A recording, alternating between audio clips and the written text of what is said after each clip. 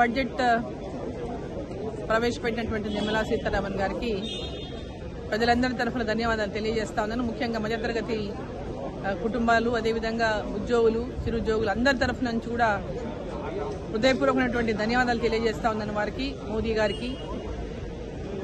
ఈరోజు బడ్జెట్లో చాలా బ్రహ్మాండమైనటువంటి బడ్జెట్ మధ్యతరగతి కుటుంబాలకు కానీ, అదేవిధంగా ఉద్యోగాలు, చిన్న ఉద్యోగాలు చేసుకుంటున్నటువంటి మధ్యతరగతి ఉద్యోగాలు చేసినటువంటి వాళ్ళకి కానీ, ఒక ఎంతో కాలం నుంచి ఎదురు చూస్తున్నటువంటి వారికి ఇవాళ పెద్ద ఒక రిలీఫ్ ఈ బడ్జెట్ ద్వారా వాళ్ళకు మధ్యతరగతి కుటుంబాలకు ఇచ్చిందనే చెప్పాలి. దీంతో పాటు ఫిషరీస్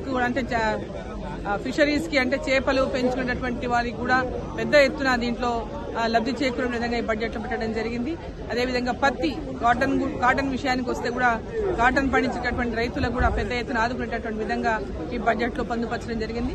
సో ఓవరాల్ గా చూసుకుంటే ఈ బడ్జెట్ లో బ్రహ్మాండంగా అందరూ ఏదైతే ఎదురు చూస్తారో ఇంతకాలంగా ఈ బడ్జెట్ లో ఏదైనా ప్రత్యేకత ఉంటుందా అని మధ్యతరగతి కుటుంబాల వారు, ముఖ్యంగా మధ్యతరగతి కుటుంబాల వారు ఏదైతే ఆశించిండ్రో, ఎన్నో రోజులుగా ఆశిస్తా ఉన్నారో వారి కలలు నెరవేరేటటువంటి విధంగా ఈరోజు ఈ బడ్జెట్ ఉంది.